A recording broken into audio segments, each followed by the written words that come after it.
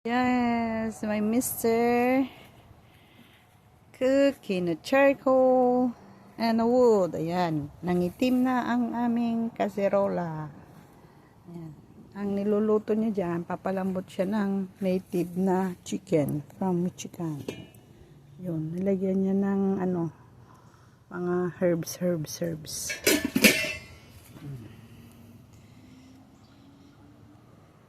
Ayan, luto tayo sa uling at sa kahoy.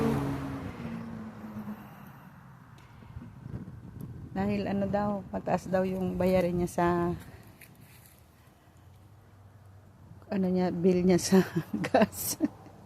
Joke. Dami kasi kaming uling, kaya yan, luto siya.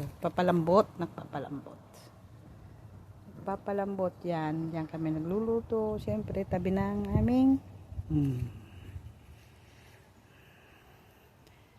vegetable garden. Luto sa uling the same time.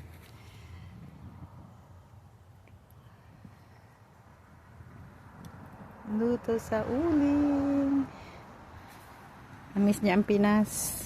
Nakita niya kasi nagluto kami ganyan sa uling. Kaya yan, ginaya niya na.